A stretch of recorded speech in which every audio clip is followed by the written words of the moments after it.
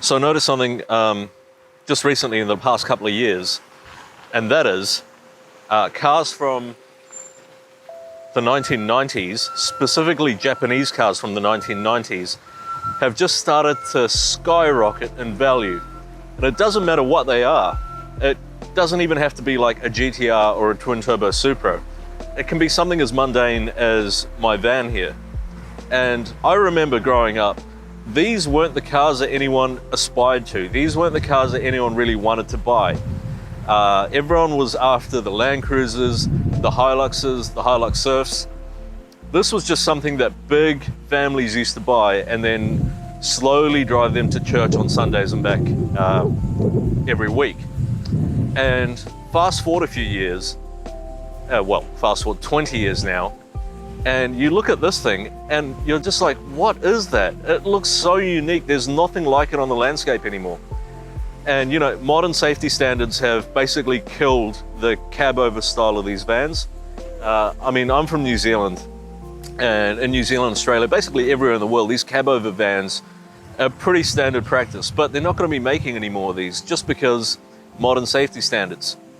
And secondly, I want to say a couple of things in this video, and it all kind of ties in together. And I always make these complicated videos where it's so difficult for me to just try and explain what I'm trying to get out of my mind.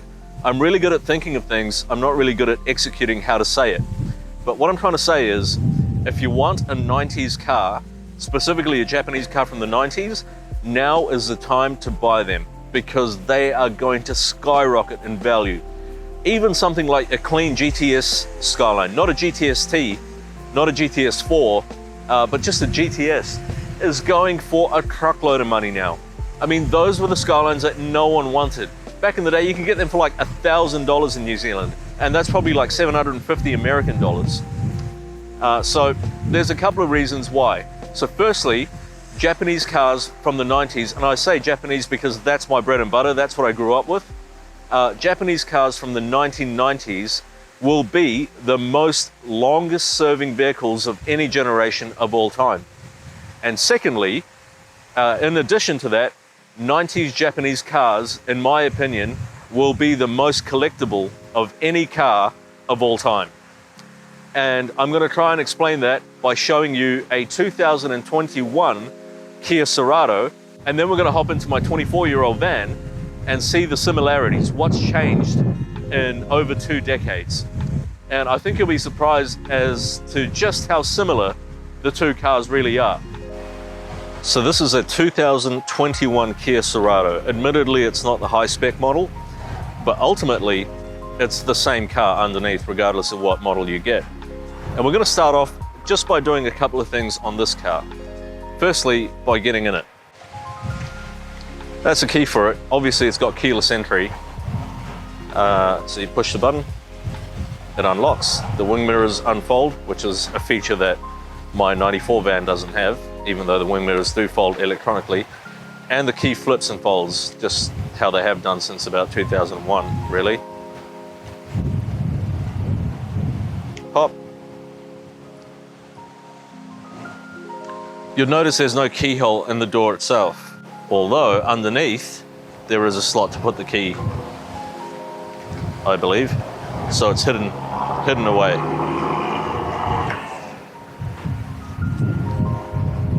Open the door, what do you have? Simple ergonomics, you put the key in, and it'll start beeping at you. Let's see if my car does that.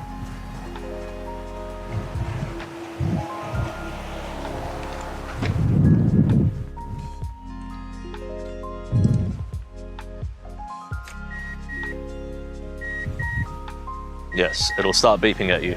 So sitting inside the Kia now, now this has keyless entry, but it still needs a key to start. So the more higher spec models will have a push button start. And on my 24-year-old van, originally from the factory, that would have come with keyless entry. That key is now long gone, so I've got an aftermarket system installed anyway. But let's have a look at the steering wheel. So obviously on my car, we have no buttons on the steering wheel. And all of the modern cars, even if you get a low spec model, will have all the stereo controls and the cruise control, etc. on the steering wheel. But let's look at the similarities here. In the center console, we have our climate vents and then our infotainment screen, or the stereo. Moving down, we've got the gear selector lever, and then further behind, we have a traditional handbrake. Again, the more modern cars, the more high spec levels will have an electronic parking brake, but they'll always be down here in the center console. And of course, you've got your cup holders. Now, to get into something from 2021, it's as simple as pushing the button, opening the door, getting inside it, putting the key in, and starting it. And off you go.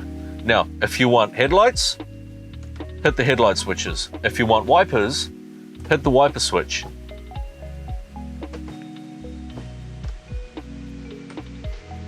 What about the wing mirrors? Say you need to adjust that. Well, on the driver's door, you have left and right for your wing mirrors. You've got the electronic fold for your wing mirrors. You've got your door locks and your power window controls. Now, I haven't selected this car specifically. I've just found it. I haven't found it. It just happened to be parked next to my car. So this is the one that I'm doing the comparison on. What about sun visors? Well, you flip them down and then you've got your little mirror here. What about up here? Well, most modern cars have a sunglass holder up here, and then you've got your dome lights as well. Aircon controls, it's simple. Choose what you want, push the AC, choose the temperature, and choose where it comes out of. And then you've got your rear demister here. And down here, where you'd find on the 90s cars, usually a cigarette lighter plug, modern cars don't have that. You've just got USB and a 12-volt power source. Let's look at the gauges. So you've got your tachometer on the left, your speedometer on the right, you've got your fuel and your water temperature. And then you've got your little trip meter that replaces the old school odometer. Now, what about putting gas in it? Well, you find a little lever, you pull that, and then you can access your petrol tank. Standard petrol tank. Unscrew it, put gas in it, put it back in, close it up. Getting into the trunk, this is a lift back. Reach down here, there's a little handle, and up it comes. So everything that I've just done on this 2021 car, I'm going to try and recreate on my car. So, hop in it. Close the door. Gonna move the steering wheel out of the way. So to start it, you start it just like you do with a Kia. You turn the ignition until the engine starts up. Okay, panning across in the middle, we have our infotainment, our climate control system, which is actually better than the 2021 Kia. And down the middle, we have our gear selector, our handbrake, our center console, and 2 cup holders. Isn't that familiar? Okay, what about wing mirrors and door controls? So on the driver's door, we have the power windows, the door lock, and the window lock. But for the wing mirrors, that's in the center console here. Now, it won't take anyone more than 30 seconds to find this. You want to bring the wing mirrors in, push the close button, off they go. What about sun visors? This one doesn't have a mirror on the driver's side, but it works just like a normal car. Passenger side does have a mirror. What about the overhead panel? Well, you've got lights and controls for the sunroof, which the Kia doesn't have. What about the gauges? You've got the tachometer on the right, speedometer in the middle, and then your fuel and water temperature. How familiar is this? What about the wipers? Left stalk down, depending on whether it's a European car or a German car or an American car or a Japanese car. And then the same as the Kia for the headlights. Isn't that familiar? And what about putting fuel in it? Well, you search for a little lever. Where is it? This one happens to be down there. Pull that.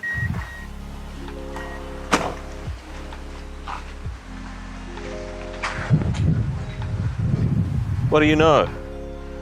Open your fuel door, unscrew it, put diesel in it, close it. Simple.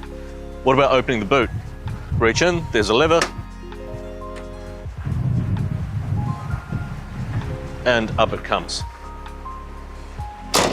So what I'm trying to say here, really badly I should mention, is that previously, if you were to buy a car from the 70s, if you were to buy a car from the 60s or the 50s, or even the 80s, the margin of compromise that you would have to make between choosing this over that would be massive, versus cars from the 90s, where they took a colossal leap forward in terms of engineering to make them so close to a modern car, it's almost negligible. So the biggest compromise you're going to make choosing a car from the 90s versus a car from the 2000s or 2000 plus beyond is the safety systems. Whereas the Kia will have autonomous emergency braking, radar cruise control, lane keep assist, as well as traction and stability control. The cars from the 90s, specifically late 90s, will only have about 2 airbags, and you'll get ABS braking, and that's about it in terms of safety. You do get ventilated disc brakes up the front. This being a van, there's drums on the back. But in terms of day-to-day livability, the compromise that you have to make between a 90s car and a car from today is so small that it doesn't really matter. If you were to buy a car from like the 70s or even the 80s, you think about just getting in it, turning the key and driving off. Now, cars from the 80s, most of them weren't EFI injected. They had carburetors, so you had to know how to choke it, and every car, this is going to sound wrong, liked to be choked differently. So you really had to know how to start it on a cold morning before you could set off. Cars from the 90s is when things really changed. It's when you could just get in it, turn the key, put your seatbelt on, and off you go. See, if you bought something from the 70s or the 60s, the margin of compromise that you had to make would be like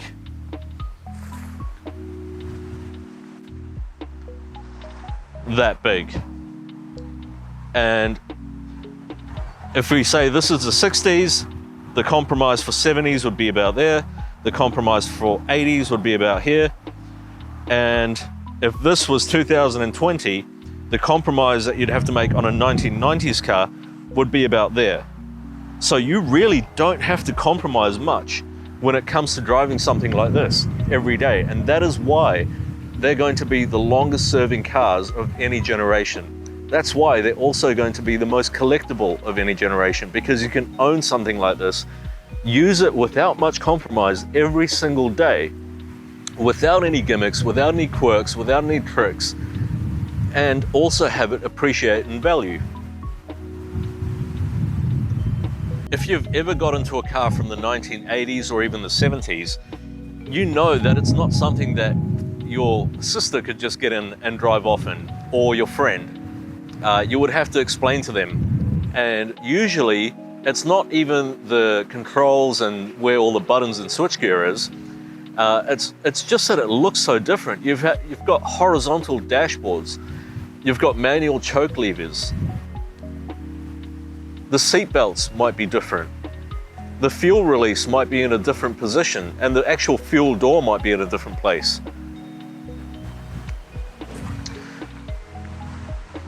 And so from the 90s all the way up to today, you've got basically the same layout in any car, especially if it's Japanese or Asian. Meaning you can hop into that as easily as you can hop into that and just drive off. To me, that's remarkable. Just how little car engineering and design has changed. They got it right in the 90s and they've stuck with it all the way till today.